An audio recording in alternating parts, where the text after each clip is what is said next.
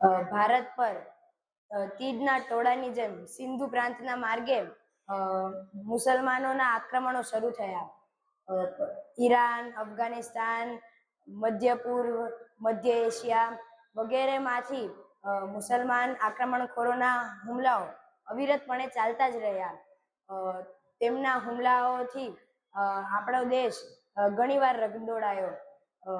ઈસા 1001માં મોહમ્મદ ગઝનીએ આપણા ભારત પર હુમલો કર્યો. સોમનાથનું મંદિર એકવાર નહીં પરંતુ અનેકવાર ધ્વસ્ત થયું. ત્યાર પછી હુમલાખોરોમાં સૌથી મુખ્ય હતો મોહમ્મદ ઘોરી. મોહમ્મદ ઘોરીએ ઈસા 1193માં દિલ્હીના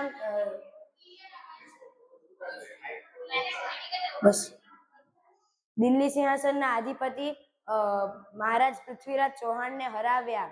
અને ત્યારબાદ ઘણા રાજાઓએ પ્રયત્ન કર્યો કે આપણે આ મુસલમાનોને આપણા દેશમાંથી ભગાડી આપણા દેશને સ્વતંત્ર કરીએ, પરંતુ દિલ્હી ઇન્દ્રપ્રસ્થના હિન્દુ સિંહાસનના પતન પછી આવતા 100 વર્ષોમાં આખું હિન્દુસ્તાન યવનમય બની ગયું.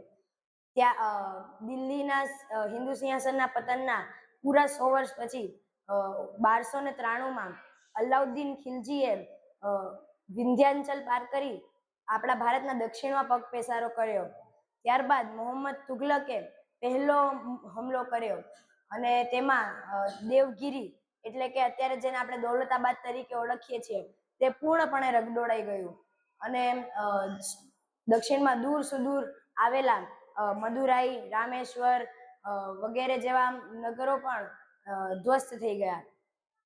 ત્યારબાદ ઈસા 1336માં સ્વામી વિદ્યારણ્યના તપોબળ અને હુકબુકના ખડગના પ્રતાપથી એક નવા ભાગ્ય ભાસ્કરનો ઉદય થયો, જેનું નામ રાખવામાં આવ્યું વિજયનગર સામ્રાજ્ય. વિજયનગર સામ્રાજ્યએ દક્ષિણમાં હિન્દુ ધર્મના બચાવ માટે ઘણા પ્રયત્નો કર્યા અને ઈસા 1550માં તે દિવ્ય ભાગ્ય ભાસ્કરનો તે સામ્રાજ્યનો મધ્યાહન કાળ હતો.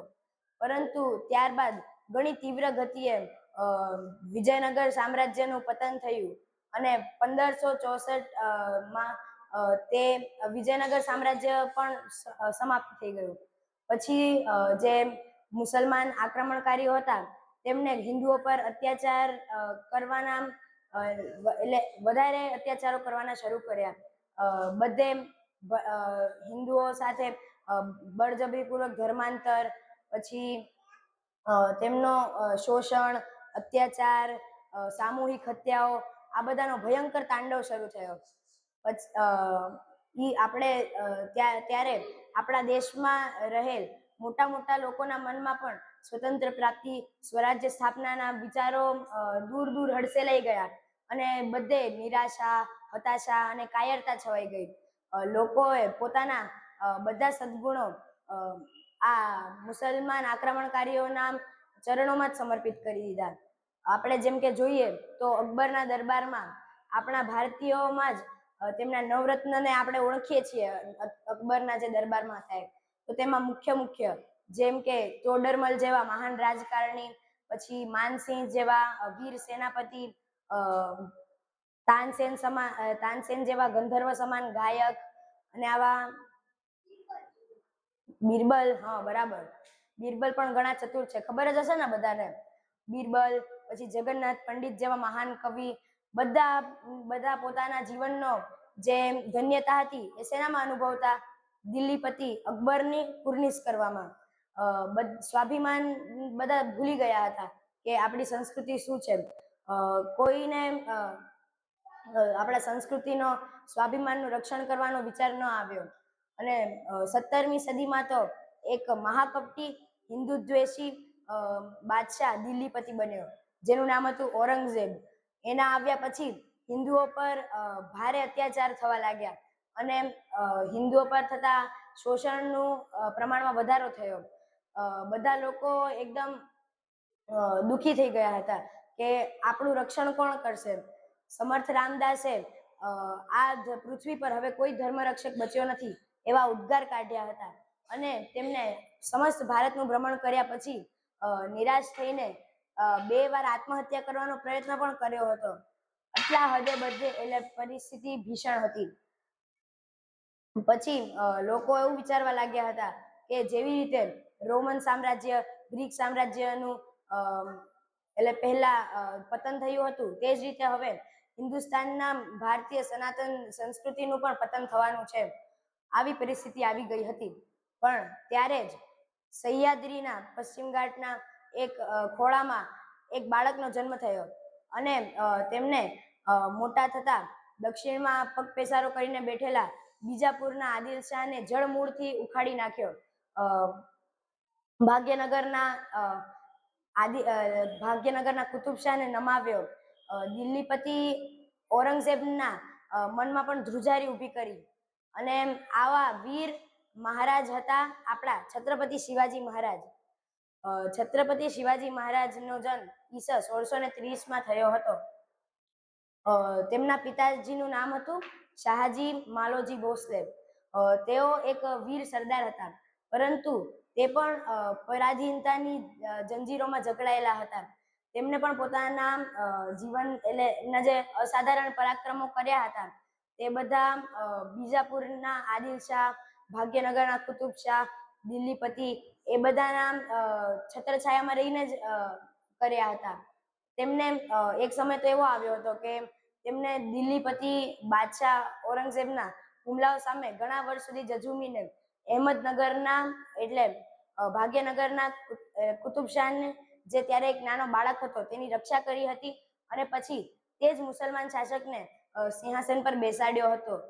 કારણ કે તેમના પોતાનામાં એટલી તે હિંમત ભેગી નહોતી કરી શક્યા કે હું એટલે ભારતનું શાસન કરું અને આપણી સંસ્કૃતિનું વધારે મોટા પાયે રક્ષણ કરી શકું.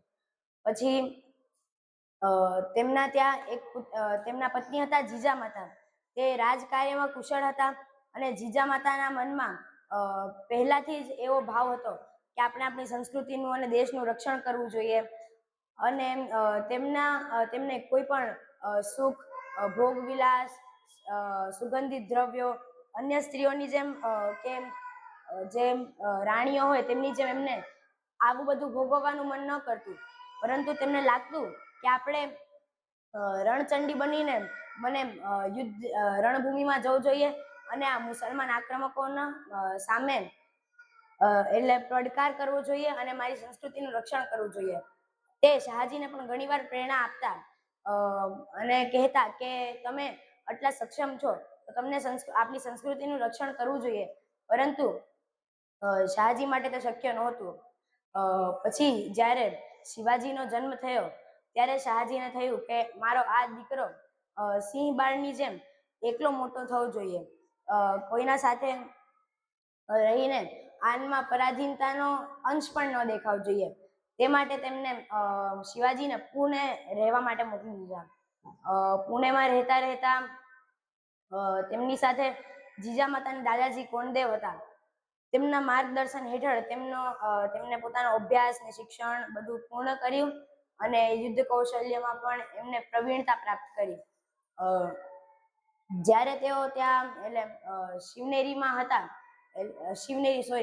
પુણેમાં હતા ત્યારે આજુબાજુના જે માવડ પ્રાંતો હતા ત્યાંની વ્યવસ્થા પણ ખૂબ ખરાબ હતી. ત્યાં આજુબાજુ બધા દેશમુખ અને દેશપાંડે જે હતા સ્થાનિક, તે લોકો કોઈ એકત્ર થઈને સંગઠિત થઈને પડકાર કરવાનો પ્રયત્ન ન કરતા, પરંતુ બધા પોતપોતાના સૈનિકોને લઈને પોતે પોતાની જાગીરના સુબેદાર બનીને પોતાના સુબાનું જ રક્ષણ કરતા અને પોતાના સ્વધર્મના લોકો પર જ ખૂબ અત્યાચાર કરતા. તો આવી પરિસ્થિતિને જોતા દાદાજી કોંડદેવે તેવા દોષી લોકોને દંડ આપવાનું શરૂ કર્યું અને ખેડૂતોને આશ્વાસન આપ્યું કે તમે લોકો ખેતી કરો એકદમ આશ્વસ્ત થઈને, હું તમારી રક્ષા માટે છું. એવી રીતે તેમને જલ્દી 12 માવડ પ્રાંતોમાં સુવ્યવસ્થા સ્થાપી.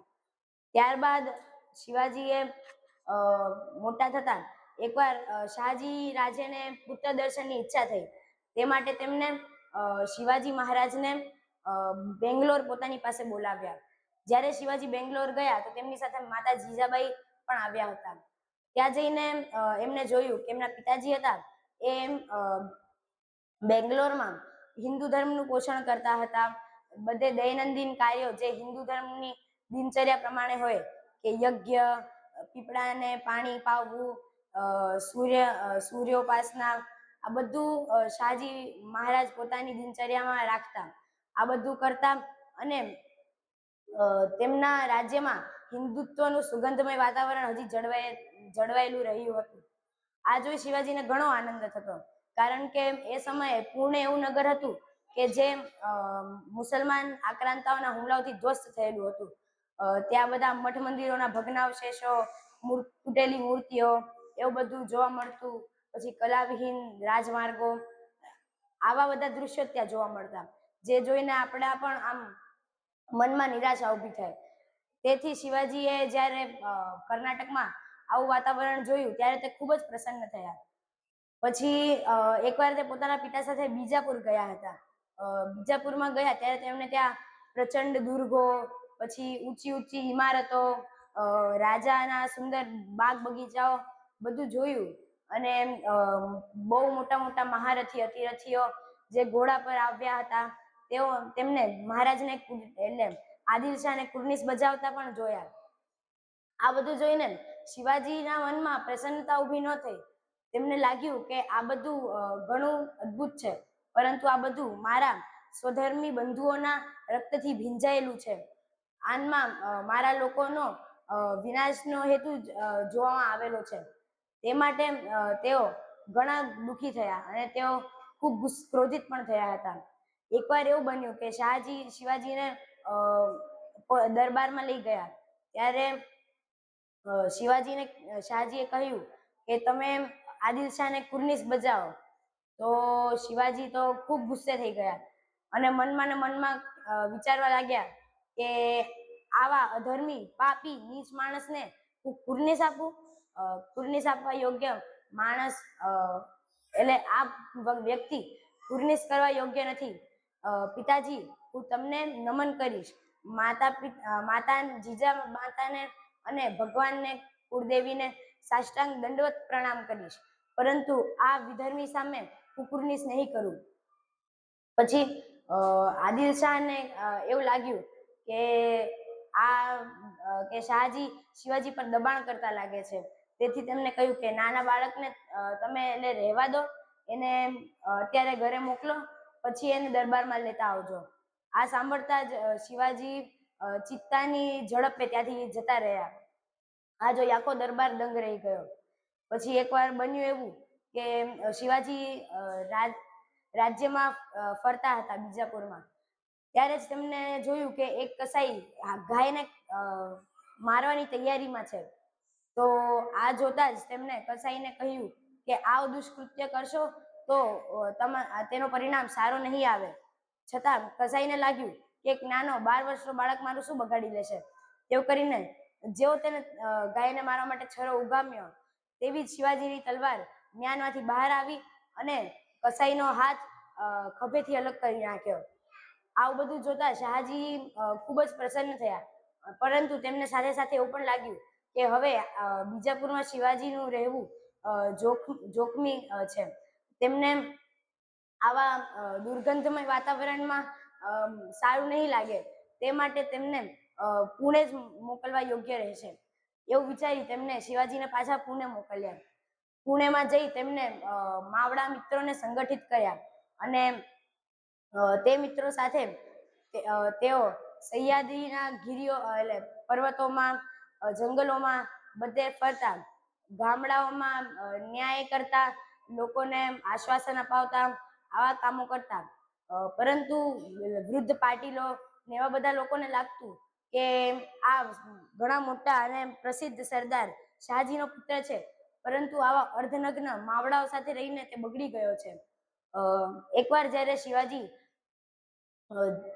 જ્યારે શિવાજી જંગલમાં પોતાના મિત્રો સાથે ગયા હતા તો તેમને સ્વયંભૂ રોહિડેશ્વર જીના દર્શન થયા. ત્યાં જઈને તેમને તે શિવલિંગ સામે પોતાના બધા મિત્રો અને દાદાજી કોંડદેવ સાથે હિન્દવી સ્વરાજ્યની સ્થાપનાની પ્રતિજ્ઞા લીધી. હિન્દવી સ્વરાજ્યની સ્થાપના, આ વાત સાંભળીને બધા લોકો એમની ઠેકડી ઉડાવવા લાગ્યા.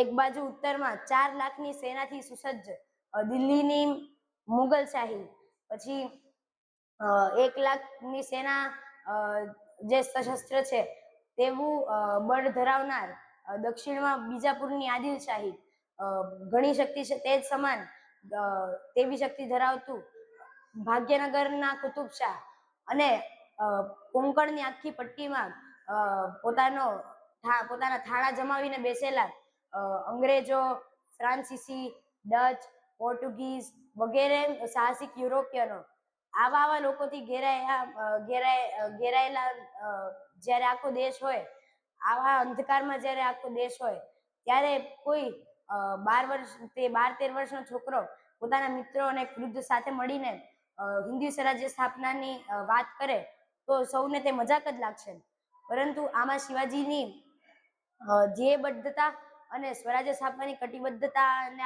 આપણે ખબર પડે છે. અને ત્યારબાદ તેમને વિચાર્યું કે હવે આપણે સ્વરાજ્ય માટે કંઈક કાર્ય કરવાનું આરંભ કરવું જોઈએ. પછી તેમને માત્ર 15 વર્ષની આયુએ તોરણાનો દુર્ગ જીત્યો. તોરણા જીતવા જ્યારે તેઓ ગયા હતા ત્યારે એ સમયે જે દુર્ગો એટલે કિલ્લાઓ હતા તે ઘણા મહત્વના સ્થાન ગણાતા. આખા જાગીર ને પ્રાંતનો જે મુખ્ય કારોબારનું કેન્દ્ર, સૈનિકોના માટે રહેઠાણ સ્થળ, શસ્ત્ર સરંજામ મૂકવા માટે બધું આ કિલ્લાઓમાં જ આવતું. તેથી તેમને વિચાર્યું કે આ કિલ્લાઓ ઘણા મહત્વના છે, તેથી આપણે કિલ્લાઓ જીતવાના શરૂ કરવા જોઈએ. કિલ્લાઓને દુર્ગ પણ કહેવાય. કોને ખબર છે કેમ?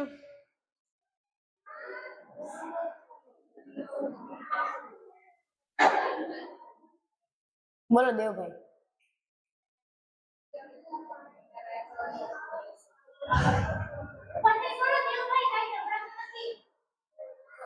જોરથી બોલો.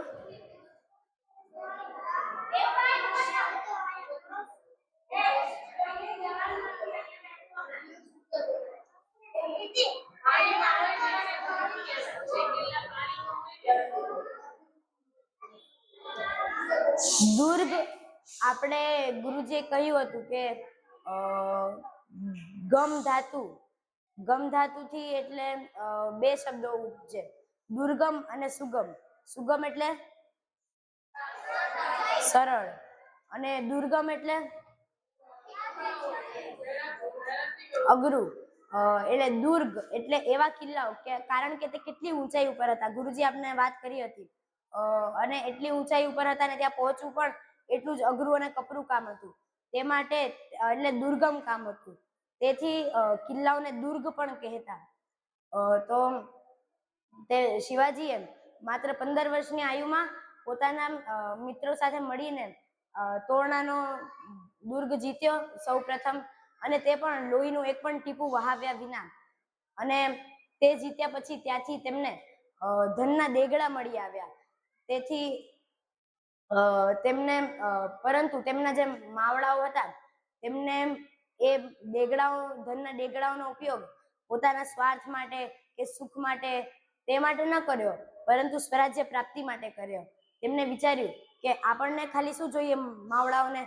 એક સૂકી રોટી, ઝાડની છાયા, નદીનું જળ અને શિવાજીની ઓટ, આટલી વસ્તુઓની જરૂર ખાલી માવડાઓને હતી. બીજું આ ધન એટલે મહાલક્ષ્મીની આ ભેટ હતી અને તે સ્વરાજ્ય દેવીને અર્પણ થઈ હતી. તેથી આનો ઉપયોગ સ્વરાજ્ય પ્રાપ્તિમાં થવો જોઈએ તેવું તેમને લાગતું. તેથી આપણને ખબર પડે છે કે શિવાજી ખાલી શિવાજી જ નહીં, તેમના જે સૈનિકો હતા તે પણ ધનના યોગ્ય ઉપયોગની જાણ રાખતા હતા. તોરણાનો દુર્ગ જીત્યા પછી તેમને એક પછી એક આ દુર્ગોની માળામાં અનેક દુર્ગોના નામો તે ગૂંથતા રહ્યા. એક પછી એક તેમને ઘણા દુર્ગ જીત્યા. તેમના એક મિત્ર બાપુજી મુદગલ દેશપાંડે કોંડાણાનો દુર્ગમ દુર્ગ પણ જીતી લીધો, અને તે પણ લોહીનું એક પણ ટીપું વહાવ્યા વગર. તેમને ત્યાંના કિલ્લેદારને ભૂલાવામાં નાખી દીધો અને પાછળથી છાપામાર કરીને તે કિલ્લેદારને બંદી બનાવી લીધો, જેથી દુર્ગ આપોઆપ તેમના હાથમાં આવી ગયો. આવી રીતે શિવાજીએ બળવો કર્યો છે તે સમાચાર બીજાપુર પહોંચ્યા. કારણ કે આ બધા કિલ્લાઓ બીજાપુરના સામ્રાજ્ય હેઠળ હતા. તો આ સાંભળી આદિલ શાહે શાહજી મહારાજને કહ્યું, શાહજી રાજેને, કે તમે તમારા દીકરાને સમજાવો કે તે અમારા સામે બળવો ના કરે.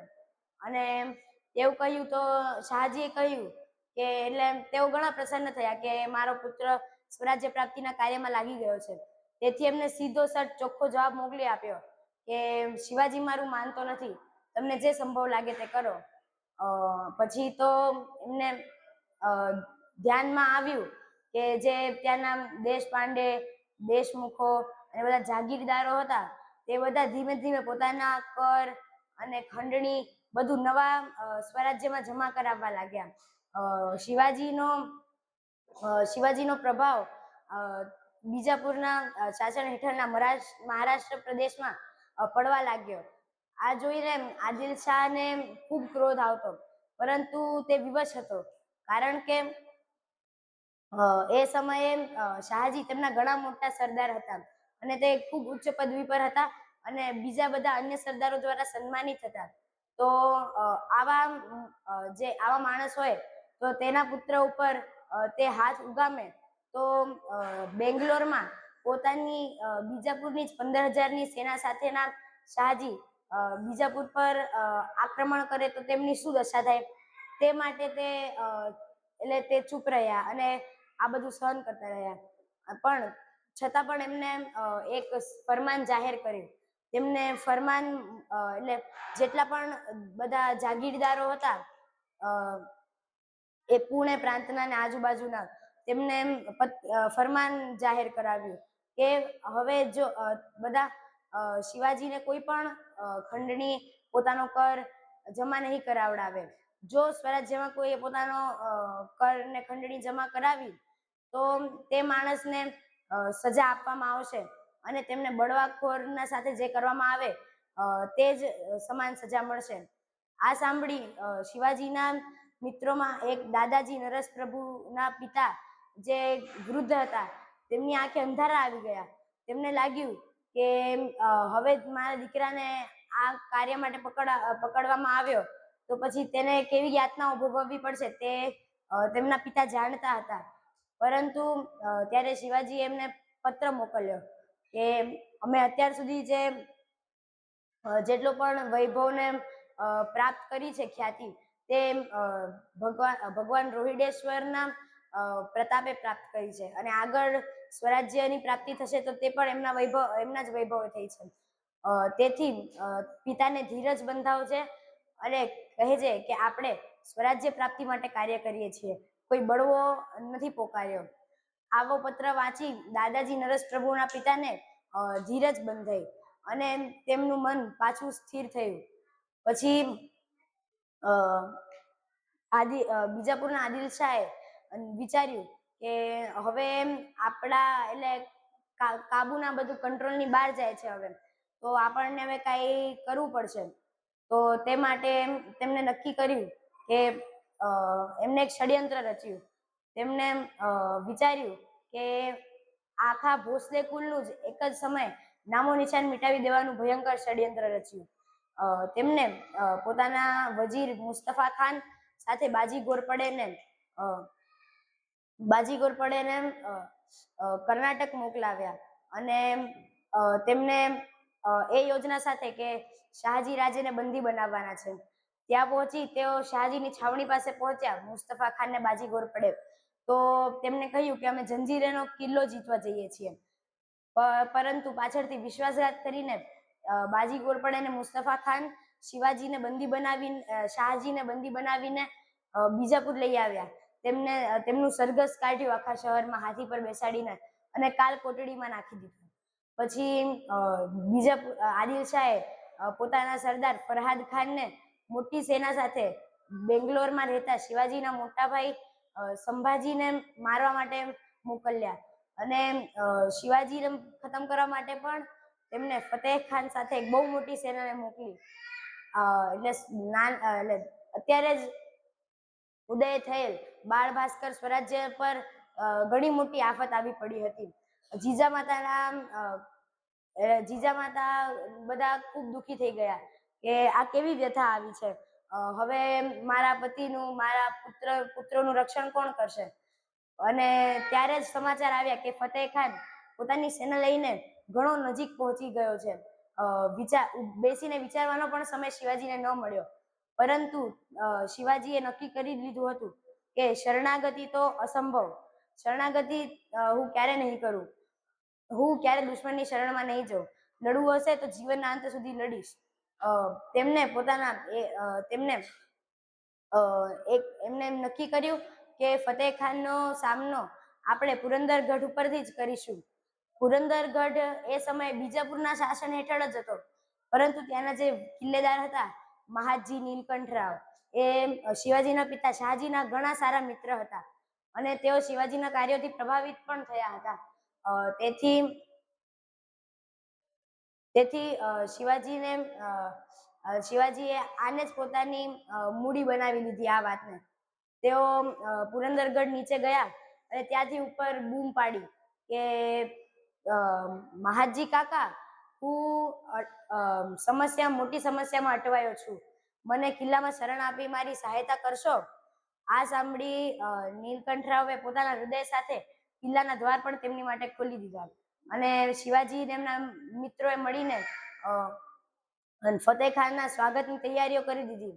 પછી એ દિવસે શિવાજીએ પોતાના બધા મિત્રોને એક આવેશપૂર્ણ પ્રવચન આપ્યું, તે બધાને સમજાવ્યા અને તેમ બધા સામે એવી વાતો કરી કે તેમનો જે જોશ ને જુસ્સો હતો તે 100 ગણો થઈ ગયો.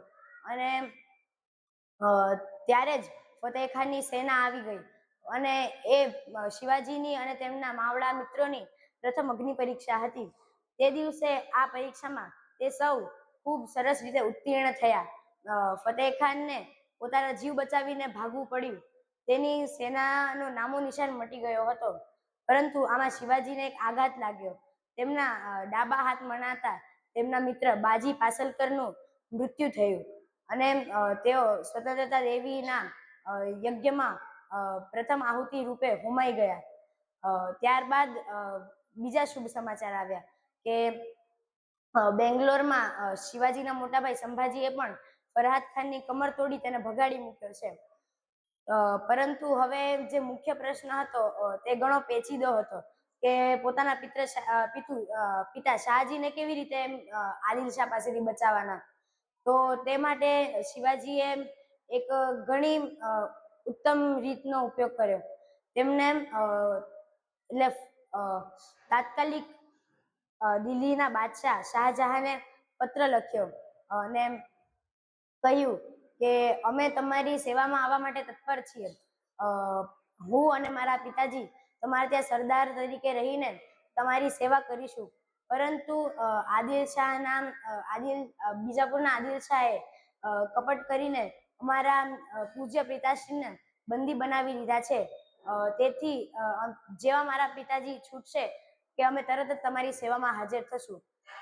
આવા સમાચાર તેમને આવો પત્ર શાહજહાંને મોકલાવ્યો.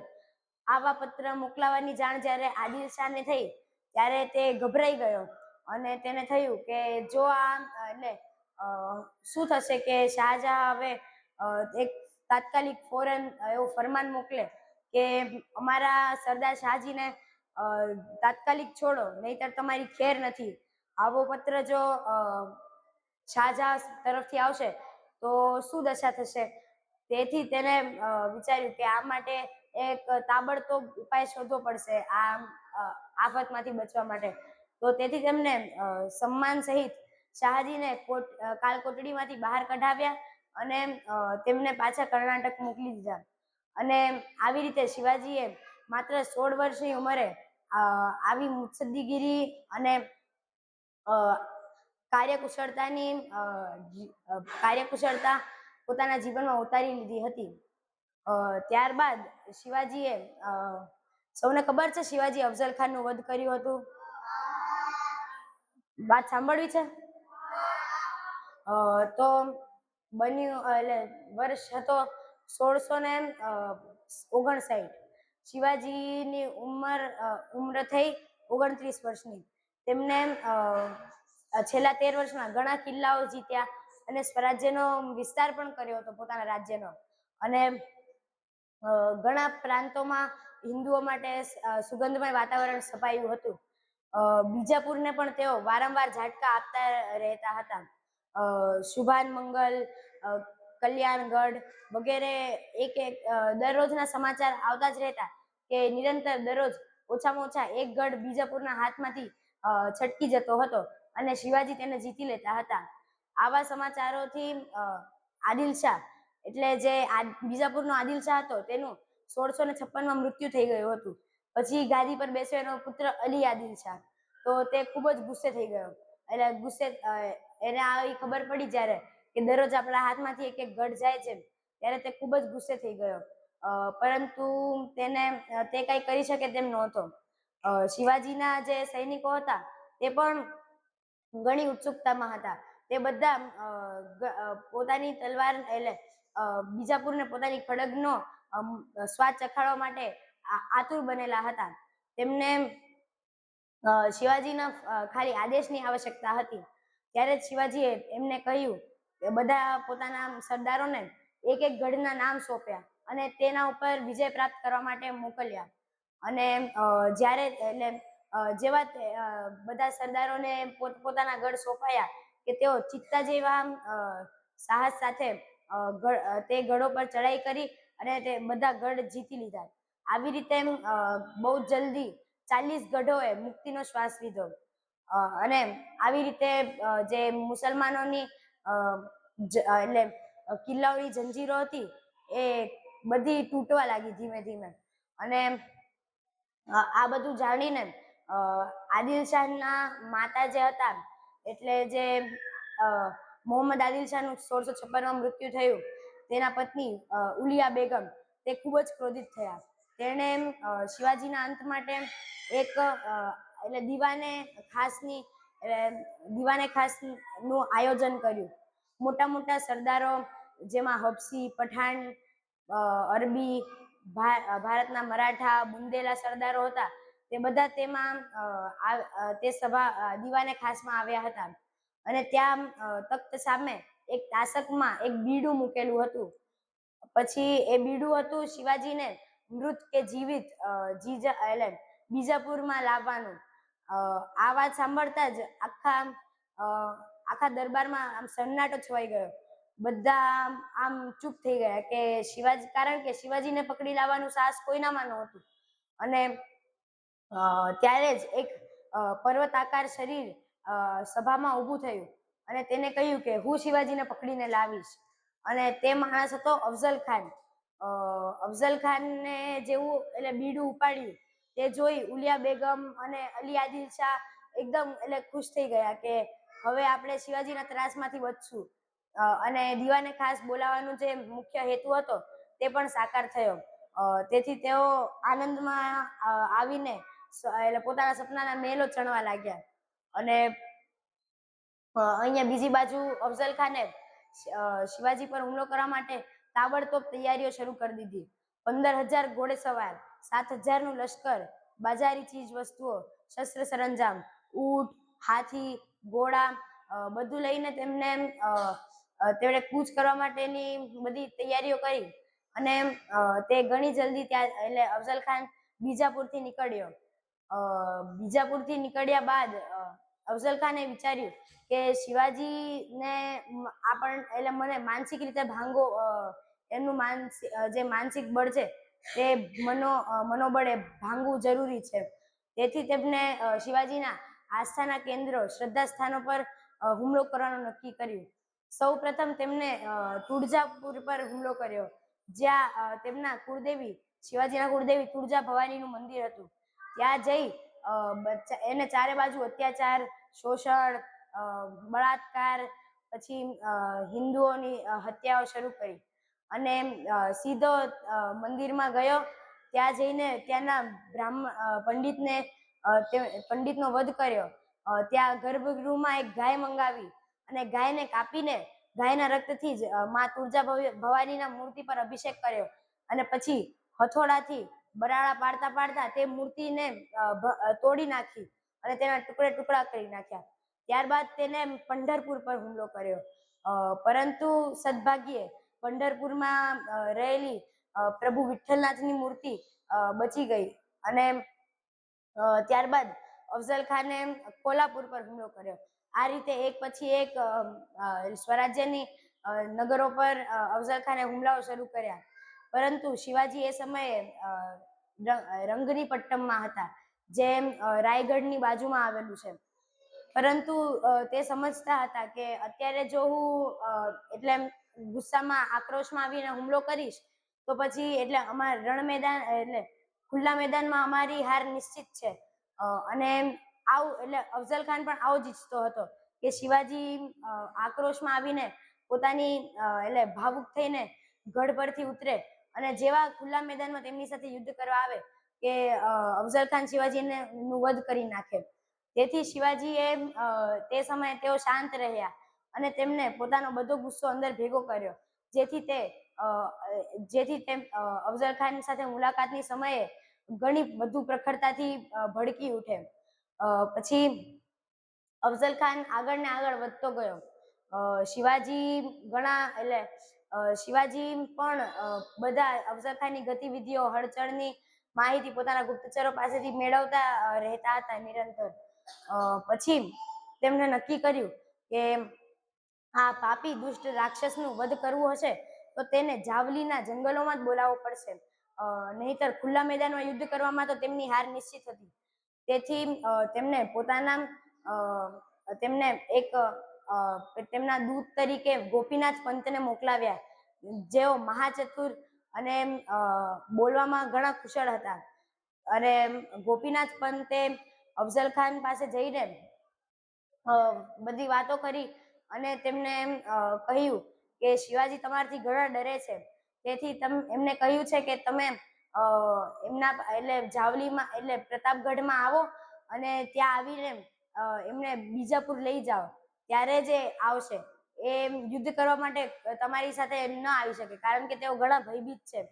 આવું બધું સાંભળી અફઝલ ખાન ઘણો ખુશ થયો અને તેને વિચાર્યું કે વાત સાચી છે, પરંતુ આમાં કઈ એટલે એમને શંકા થઈ કે આવા કોઈ ષડયંત્ર પણ છુપાયેલું હોઈ શકે શિવાજીનું. તેથી તેને કહ્યું કે શિવાજી તો એટલે એક નંબરનો ધુતારો છે, હું એની વાત પર ભરોસો ન કરું. તમે તો બ્રાહ્મણ છો, તમે જો કહેતા હો તો હું તમારી વાત પર ભરોસો કરું. તો એમને કહ્યું કે તમારે એટલે પ્રતાપગઢ આવવામાં કઈ તમને ચિંતા નથી અને તમને કઈ અગવડ નહીં પડે, તમે સુખ સાથે પ્રતાપગઢ આવો. અને આવું સાંભળી અફઝલ ખાને પોતાના આખા લશ્કરને લઈને પ્રતાપગઢ જવા માટે નીકળ્યો. પ્રતાપગઢ જાવલીના જંગલોમાં જ સ્થપાયેલું એટલે એક બહુ ભદ્ર ગઢ હતું અને તે પણ ઘણું દુર્ગમ હતું. એનું નિર્માણ શિવાજી મહારાજે જ કરાવડાવ્યું હતું. શિવાજી મહારાજને સમાચાર મળ્યા ગોપીનાથ પંત દ્વારા કે મેં અફઝલ ખાને જાવલીમાં આવવા માટે મનાવી લીધો છે. હવે એ તમારા અહીંયા પહાડોમાં ગિરિકંદરાઓમાં જ આવવાનો છે. તો તે સાંભળતા શિવાજી રાયગઢથી નીકળ્યા અને પ્રતાપગઢ આવતા તેમને બધા એટલે શુભ કર્મો કરવાના શરૂ કર્યા. દાન પુણ્ય કર્યું, બ્રાહ્મણોની સેવા કરી અને પોતાના આગળની યોજના ઘડવા લાગ્યા. પછી અફઝલ ખાનની સેના અને તેનું જે લશ્કર હતું આખું તે ઘણું ઝઝુમતા માંડ જાવલીના જંગલોમાં પહોંચ્યું, કારણ કે તેની સેનાને આવા પહાડી વિસ્તારમાં એટલે આવવાની આદત નહોતી અને જે તેની સેનામાં હાથીઓ અને પશુઓ હતા તે પણ ખુલ્લા મેદાનમાં હરવા ફરવા માટે ટેવાયેલા હતા. પહાડો ચડવામાં પણ તેમને ઘણો થાક લાગ્યો હતો. સૈનિકો પણ લોહી લુહાણ થઈ ગયા હતા. અને આવી પરિસ્થિતિ આવવા છતાં પણ અફઝલ ખાન એક વાતથી પ્રસન્ન હતો કે હવે એ શિવાજીને પકડીને લાવી શકશે. તે માટે અફઝલ ખાને શિવાજીની મુલાકાત લેવાનું નક્કી થયું અને આ માટે શિવાજીએ ગોપીનાથ પંતને પાછા અફઝલ ખાન પાસે મોકલ્યો. ગોપીનાથ પંત ગયા તો તેમને જોયું કે અફઝલ ખાન આવી તો રહ્યો છે, પરંતુ તે 1,000-2,000ની સેના સાથે પોતાના બાજુમાં એક છરો છુપાડીને પાલખી લઈને હજારો સૈનિકો સાથે આવી રહ્યો છે. આ જોઈ તેઓ ઘણા ભયભીત થઈ ગયા અને તેમને કહ્યું કે તમે આ શું કરો છો? આટલું સૈન્ય જોઈને તો શિવાજી પાછા પોતાના ગઢ પર ચડી જશે, ભાગી જશે. તમે ખાલી 10 અંગરક્ષકો સાથે અને પાલખી લઈને આપણી જે મુલાકાતનું સ્થળ નક્કી કર્યું છે ત્યાં આવો. પછી અફઝલ ખાનને એમને એક એક વિગત બધી સંભળાવી મુલાકાતની અને એમને એવી રીતે બધું કહ્યું કે અફઝલ ખાનને પણ ભરોસો બેસી ગયો કે આવી સ્નેહભરી મુલાકાતમાં તો આટલા મોટા લશ્કરની શું જરૂર. તેથી એમને નક્કી કર્યું કે ચલો હું ખાલી 10 અંગરક્ષકો સાથે ત્યાં જઈશ અને શિવાજી પણ 10 અંગરક્ષકો લઈને જ ત્યાં આવશે અને બધા અંગરક્ષકો એક એક તીરના અંતર પર ઉભા રહેશે બધા, કે એક તીર ચાલે તો જ્યાં સુધી જેટલું દૂર ચાલી શકે એટલા દૂર ઉભા રહેશે બંને ના અંગરક્ષકો. અને મુલાકાતનું સ્થળ નક્કી થયું. બીજા દિવસનો સૂર્યોદય થયો. અફઝલ ખાન પોતાની સેનાને જે છાવણી હતી ત્યાં મૂકીને પોતાના અંગરક્ષકો સાથે મુલાકાતના સ્થળે આવવા માટે તૈયાર થયો ને ત્યાંથી નીકળ્યો. શિવાજી મહારાજ પણ ગઢ ઉપરથી નીચે ઉતર્યા. અફઝલ ખાન જેવો છાવણીમાં આવ્યો તો તેને જોયું કે જે છાવણી હતી એટલે ઘણી આમ ભવ્ય શોભાથી શોભી રહી હતી. એની જે આભા હતી એ પણ ઘણી પ્રખર હતી. ઘણું સુંદર હતું બધું ગોઠવણ ને વ્યવસ્થાને. આ બધું જોઈને અફઝલ ખાન ને ઘણો આમ ગુસ્સો આવ્યો ને એને એવું જલન થવા લાગી કે આવા સાદા સરદારના પુત્ર પાસે આટલું બધો વૈભવ ને ધન ક્યાંથી આવ્યો. અને તેમને પછી ગોપીનાથ પંતે કહ્યું કે તમારી હેસિયત જોઈને જ મહારાજે તમારા માટે આવી મુલાકાતની એટલે શામિયાણાની ગોઠવણ કરી છે. અને ત્યારબાદ મહારાજ છાવણીની એટલે શામિયાણાની બારે આવ્યા. જેવા તેઓ પહોંચ્યા તો તેમને જોયું કે અફઝલ ખાનનો જે અંગત અંગરક્ષક હતો સૈયદ બંડા, જે ઘણો એટલે રણધુરંધર હતો. તો તે જોઈને મહારાજે ગોપીનાથ પંતને બોલાવ્યા અને કહ્યું કે એટલે એવું કહેવા માટે કહ્યું અફઝલ ખાને કે જ્યાં સુધી સૈયદ બંડા એટલે બહાર નહીં જાય દૂર ત્યાં સુધી હું અંદર શામિયાણામાં મુલાકાત માટે નહીં આવું. પછી અફઝલ ખાનને આ જે ઈચ્છા હતી શિવાજીની એ ગોપીનાથ પંતે કહી. તો આ સાંભળીને અફઝલ ખાનને થયું કે ચલો કઈ વાંધો નહીં, ડરપોક શિવાજીની આ છેલ્લી અરજી છે, હવે માની જ લઈએ. કીધું કે ચલ બંડા તું પણ દૂર જતો રહે. એવું કરીને જે સૈયદ બંડા હતો એ છાવણીની બહાર જતો રહ્યો, શામિયાણાની બહાર. અને પછી શિવાજી અંદર પ્રવેશ કર્યો. અંદર પ્રવેશતાની સાથે જ તેમને અફઝલ ખાને પોતાની ભુજાઓ ફેલાવી અને શિવાજીને ભેટવા માટે આમંત્રણ આપ્યું. અને જેવા શિવાજી તેમને ભેટવા માટે આવ્યા કે શિવાજીને ખબર જ હતી કે અફઝલ ખાન દગાથી તેમનો વધ કરવાનું વિચારી રહ્યો છે. તેથી તેમને પોતાનો વીછ્યો કાઢ્યો. વીછ્યો એટલે એક ચપ્પુ જેવું હોય, કટાર જેવું, અને તેથી અફઝલ ખાનની પીઠ પર પ્રહાર કર્યો. આથી અફઝલ ખાન જોર જોરથી ચીસો પાડવા લાગ્યો કે દગો દગો, મરી ગયો. અને પછી શિવાજીએ પોતાના હાથમાં છુપાયેલા વાઘનખથી અફઝલ ખાનનું પેટ અંદર સુધી આખું ચીરી નાખ્યું, જેથી તેના આંતરડા બહાર આવી ગયા. અને તે અફઝલ ખાન તો પોતાના આંતરડા પેટની અંદર દબાવતા શામિયાણાની બહાર ભાગ્યો અને પોતાના અંગરક્ષકોને આજ્ઞા આપી કે આ શિવાજીને મારી દો. સૈયદ બંડા શિવાજી ઉપર પ્રહાર કરવા માટે આવ્યો તો શિવાજીના જે અંગરક્ષક હતા જીવા મહાલા, તેમને કહ્યું કે મહારાજ તમે અહીંયાથી નીકળો, હું આની જોડે એટલે હિસાબ પૂરો કરી લઈશ. એવું કરીને એમને ને સૈયદ બંડાનું યુદ્ધ થયું. તો એમાં જીવાજીએ સૈયદ બંડાને વચ્ચેથી કાપી તેના 2 ટુકડા કરી નાખ્યા અને સૈયદ બંડા ભોય ભેગો થઈ ગયો. પછી શિવાજી બહાર જતા હતા ત્યારે તેમના ઉપર જે અફઝલ ખાનનો મુત્સદ્દી જે હતો તેનો દૂત કૃષ્ણાજી ભાસ્કર, જે એક બ્રાહ્મણ હતો, તેને સૌપ્રથમ મહારાજ પર હુમલો કર્યો. અને મહારાજેના પ્રહારથી એક વખતમાં બચીને કહ્યું કે હું કોઈ બ્રાહ્મણ ઉપર પ્રહાર નથી કરતો, તેથી તમે અહીંયાથી જતા રહો. પરંતુ કૃષ્ણાજીએ એ વાત ના માનતા તેમના ઉપર પાછો પ્રહાર કર્યો જેથી મહારાજને લાગ્યું કે આ કૃપાપાત્ર નથી, તેથી તેને એક જ ઘામાં પૂરો કરી દીધો.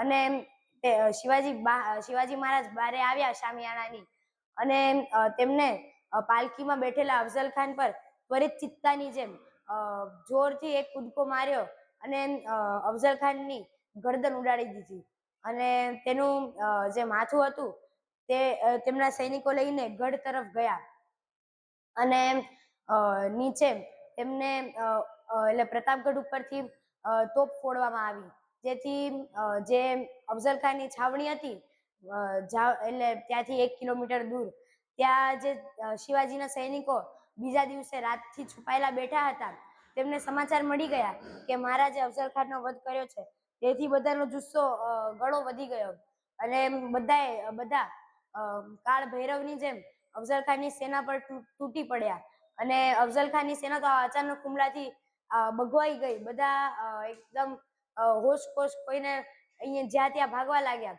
અને થોડીક જ વારમાં અફઝલ ખાનની સેનાનો ઘણો ખરો અંશ અને સૈનિકો પૂરા થઈ ગયા, અને પરંતુ અફઝલ ખાનનો દીકરો ફાઝલ ખાન ત્યાંથી ભાગી છૂટ્યો, અને બીજા દિવસે નેતાજી પાલકર એટલે શિવાજીના જે સરસેનાપતિ હતા, તેમને જેટલી પણ સંપત્તિ, ધન સંપત્તિ, પછી જે ઊંટ ઘોડા બધી શસ્ત્ર સરંજામ હતું તે બધું અફઝલ ખાનની સેનાનું જપ્ત કરી લીધું. તેની સેનાના ઘણા સરદારો માર્યા ગયા, મુખ્ય ઘણા લોકો ભાગી ગયા, અને પછી છેલ્લે મહારાજનો જ વિજય થયો, અને મહારાજે આ રીતે અફઝલ ખાનનું વધ કર્યું. પછી હવે આપણે જોવા જઈએ તો શિવાજી મહારાજે પોતાના જીવનમાં ઘણા કાર્યો કર્યા, પરંતુ તે બધા તેમને કર્યા તો કોના માટે? આપણી સમાજ માટે, આપણા હિન્દુઓ માટે, જેથી આપણે આપણી ઘણી પેઢીઓ પછી જે આપણા જે ધર્મના લોકો હોય તે એકદમ એટલે ડર્યા વગર પોતાનું જીવન સ્વાભિમાનથી જીવી શકે, તે માટે હિન્દવી સ્વરાજ્યની સ્થાપનાના હેતુથી તેમને અંગ્રેજો સામે આ વિધર્મી આક્રમણકારો સામે સંઘર્ષ કર્યો અને તેમનો વિનાશ કર્યો. તો આપણને શું લાગે છે કે આપણે શિવાજી જેવા બનવું જોઈએ? તો શિવાજી મહારાજનું એટલે શિવાજી મહારાજના જીવન વિશે તમને સૌને શું લાગે છે? જેને જે લાગતું એ કહી શકે છે. બલિદાન, પછી શું? તેજસ્વીતા, બરાબર.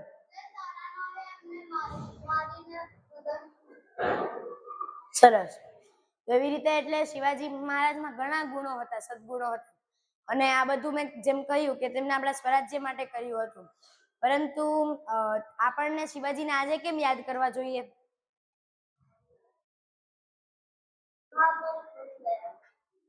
મહાપુરુષ તેથી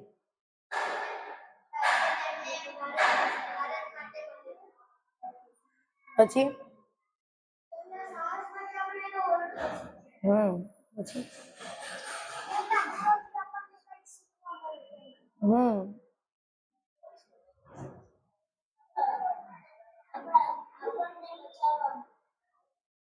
એટલે શિવાજી મહારાજ એક પ્રેરણા સ્ત્રોત છે આજના સમયમાં પણ. આપણે એમના જીવનમાંથી જે એમના ગુણો હતા એ આપણા જીવનમાં ઉતારવા જોઈએ, અને આપણે તે સદગુણોને આપણા જીવનમાં ઉતારી તેમના જેવું બનવાનો પ્રયત્ન કરવો જોઈએ, અને આજના સમયમાં જે આપણા સમાજના દુર્ગુણો અને બધા જે દોષો છે તેને દૂર કરવા માટે પ્રયત્નો કરવા જોઈએ. આજના સમયમાં જેવું શિવાજીના સમયમાં દુશ્મનો હતા તેમ આપણો દેશ દુશ્મનોથી ક્યાંય ઘેરાયેલો નથી, પરંતુ આ વખતે હવે આપણે શું કરવાનું છે? હવે આપણે શારીરિક રીતે યુદ્ધ નથી કરવાનું, માનસિક રીતે યુદ્ધ કરવાનું છે. કારણ કે હવે આપણે જોઈએ છીએ આજકાલ પાશ્ચાત્ય સંસ્કૃતિ જે છે એ આપણા મનમાં ઘર કરી ગઈ છે. આપણે આપણા જે પુરુષો હતા, મહાપુરુષો, આપણો ઇતિહાસ, આપણો એટલે આવો ગૌરવવંત આવા લોકો આપણા ઇતિહાસમાં થઈ ગયા છે, આપણી સંસ્કૃતિમાં. પરંતુ આપણે એ બધાને ભૂલી ગયા છીએ અને આપણે જે પાશ્ચાત્ય સંસ્કૃતિ છે તેનાથી આપણે આમ પ્રભાવિત થઈ ગયા છીએ ઘણા, અને તેમના જેવા જ બધા ગુણો અને એમના આચાર વિચાર આપણા જીવનમાં ઉતારીએ છીએ. તેથી આપણે આપણા માટે જેમને બલિદાન આપ્યું એવા મહાપુરુષોને યાદ કરવા જોઈએ કે તેમને બલિદાન આપ્યું, તેથી આજે આપણે આવી રીતે જીવી શકીએ છીએ. નહીતર આજે આપણા જોડે શું થતું હોત, ઔરંગઝેબના દીકરાના દીકરાના દીકરાના દીકરો, એવી રીતે કેટલી પેઢીઓ પછી આપણા ઉપર બધા અત્યાચારો જ ચાલતા હોત ત્યારે પણ. પરંતુ શિવાજી મહારાજે જેવો પડકાર આપ્યો ઔરંગઝેબ, બીજાપુરના સુલતાન, એ બધા લોકોને, તો તેથી એ લોકોને પણ ખબર પડી કે જો હિન્દુઓ સાથે દુર્વ્યવહાર કરવામાં આવશે તો તેઓ તે વસ્તુ સહન નહીં કરે. અને શિવાજી મહારાજ પછી પણ આપણે જાણીએ છીએ કે તેમના પુત્ર હતા સંભાજી, તેમને પણ આપણા ધર્મની લાજ રાખવા માટે, તેની રક્ષા માટે પોતાનો પ્રાણ આપી દીધો હતો. તેમના જોડે કેટલા અત્યાચારો કરવામાં આવ્યા હતા, છતાં તેમને પોતાનું ધર્મ એટલે મુસલમાન થવાનું સ્વીકાર ન કર્યું. આવી રીતે તેમના બાદ મરાઠાઓમાં બધા બાજીરાવ પેશવાને ઓળખે છે? પેશવા બાજીરાવ જે મરાઠા સામ્રાજ્ય હતું એનો ઘણો વિસ્તાર કર્યો, અને એમને જેટલો એટલે નિઝામશાહી જે હતી, એટલે આદિલશાહી પછી ત્યાં એક નિઝામ કરીને પણ નિઝામશાહી પણ આવી હતી. તો નિઝામશાહીનો અંત લાવ્યો. દિલ્હીમાં મુગલો તો ઔરંગઝેબ પછી સ્થિતિ ખરાબ થઈ એટલે મુગલોનો પણ શાસન પછી પૂરો થઈ ગયો, અને એ રીતે એમને મરાઠા સામ્રાજ્યનો ઘણો વિસ્તાર કર્યો. પરંતુ આ બધું ક્યારે થયું? જ્યારે શિવાજી મહારાજે પ્રેરણા આપી. જો શિવાજીએ સૌથી પહેલા મુગલોને આવો મુંહતોડ જવાબ ના આપ્યો હોત અને તે લોકો સામે એટલું સંઘર્ષ ન કર્યું હોત તો તેમના બાદ કોઈને એવું વિચાર આવત કે આપણે આવું કરવું જોઈએ? તો તેમને જે કાર્ય કર્યું તેના કારણે લોકોને પ્રેરણા મળી. અને આપણે જાણીએ છીએ કે આજકાલ પણ ઘણા લોકો એટલે આપણે શિવાજી મહારાજને એક આપણા ધર્મવીર અને એક યોદ્ધા તરીકે યાદ કરીએ છીએ. તેમનું રણ કૌશલ્ય તો એટલે એકદમ રણ કૌશલ્ય તો એકદમ સારું હતું જ, પરંતુ સાથે સાથે તેમનામાં મુત્સદ્દીગીરી એટલે ડિપ્લોમસીનો ગુણ પણ ઘણો સારો હતો. તેમને ઘણી વખતે એવી એટલે માનસિક રમતો રમી હતી પોતાના દુશ્મનો સાથે કે તેમના દુશ્મનો પણ ભગવાઈ જાય અને પરિસ્થિતિનો તાગ તેઓ ના મેળવે ત્યાં સુધી તો તેમના ઉપર હુમલો થઈને મરાઠાઓ તેમના ઉપર ચડી બેસે. તો શિવાજીની બુદ્ધિ પણ એટલી પ્રખર અને પરિપક્વ હતી. તેથી આપણે શિવાજી જેવા ગુણો આપણા જીવનમાં ઉતારવા જોઈએ અને તેમના જેવું બનવું જોઈએ. તેમને યાદ કરવા જોઈએ, તેમને આપણી સંસ્કૃતિ માટે કરેલા કાર્યોને યાદ કરવા જોઈએ, અને પોતાના ધર્મ માટે એટલે એને સૌભાગ્ય માનવું જોઈએ કે આપણે હિન્દુ છીએ અને ભારતમાં જન્મેલા છીએ. કોને કઈ પ્રશ્ન છે?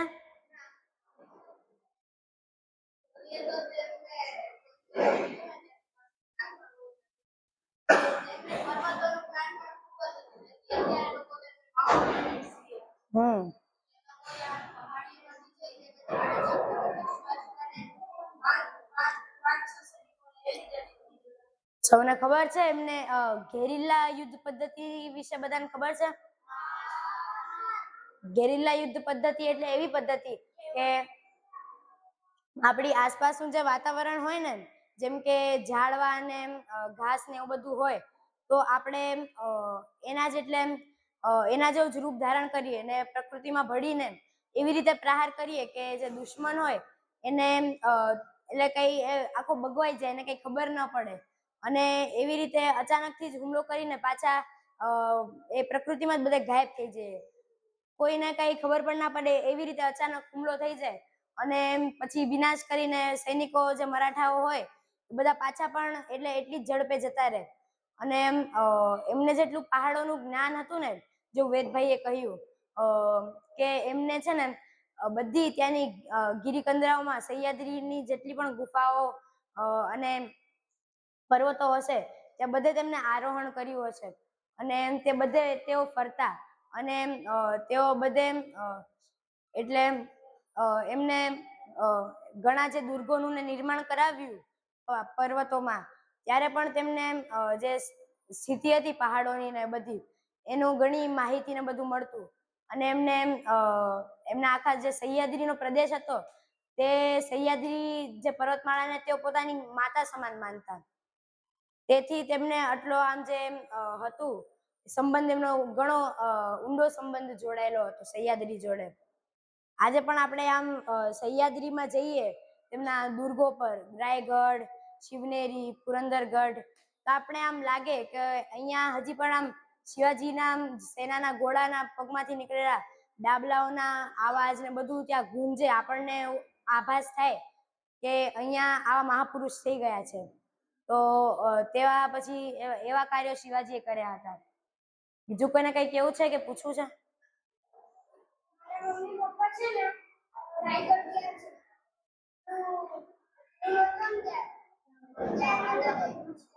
સરસ.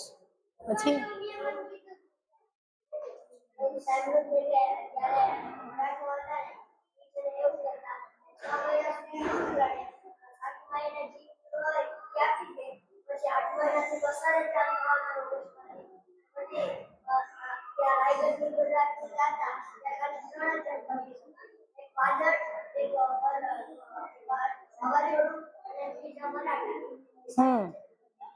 સાચી વાત છે.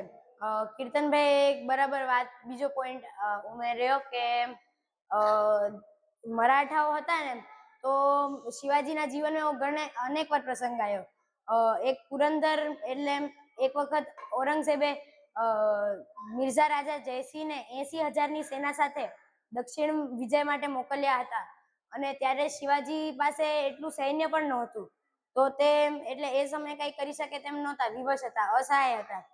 તેથી તેમને વિચાર્યું કે આપણે અત્યારે એમને પોતાના સંધિ મુજબ તેમને 23 ગઢ આપી દીધા ઔરંગઝેબને, પણ પછી એ બધા પાછા મેળવી પણ લીધા. તો તેવી રીતે શિવાજીએ પોતાના જીવનમાં ઘણી વાર કર્યું હતું કે પરિસ્થિતિ પ્રમાણે તેમને નમતા આવડતું અને તે પરિસ્થિતિને વશ કરી અડીખમ ઊભા રહેતા. તેમને ખબર પડતી કે અત્યારે આવી રીતે જો આપણે નહીં કરીએ તો આપણું મૃત્યુ નિશ્ચિત છે, પરંતુ જો મારું મૃત્યુ થશે પછી સ્વરાજ્યનું નિર્માણ કેવી રીતે થશે, આપણી સંસ્કૃતિનું રક્ષણ કોણ કરશે?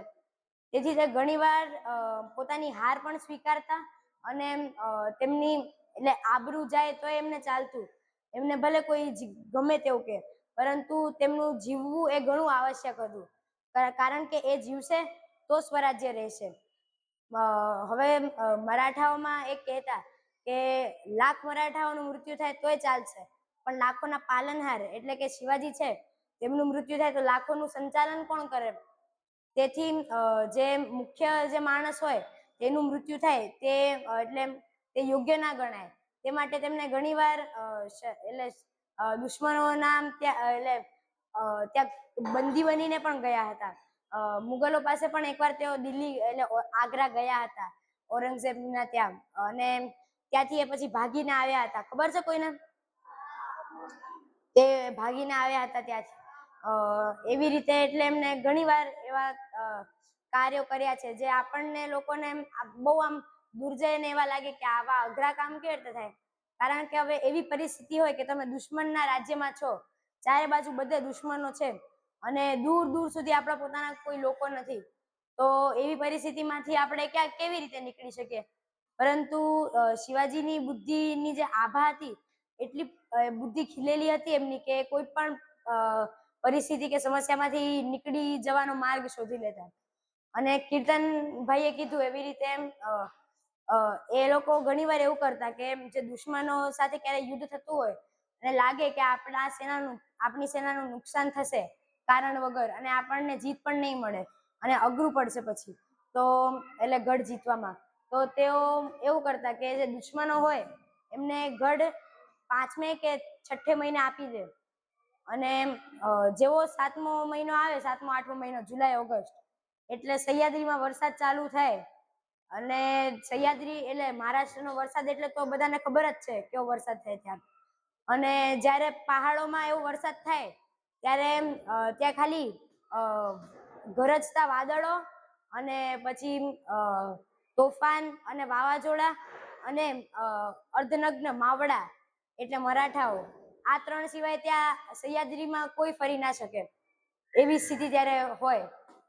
અને માવડાઓ એ સમયે પછી પોતાના ગઢ પાછા બહુ સરળતાથી મેળવી લે, કારણ કે જે દુશ્મનો હોય એ બધા જે મુગલો અને એમ હતા એ મેદાની યુદ્ધથી ટેવાયેલા હતા, ખુલ્લા મેદાનમાં યુદ્ધ કરવા. આવા પહાડોમાં આવું આમ બધે ખાડી ખરબચડી જમીનમાં એવા બધામાં યુદ્ધ કરવા માટે તેઓ ટેવાયેલા નહોતા, એટલે તે ગઢ પાછા તેમની પાસે એટલી જ સરળતાથી ને સહજતાથી આવી જતા. કઈ પ્રશ્ન બીજા કોઈના? કઈ કેવું છે કોઈના?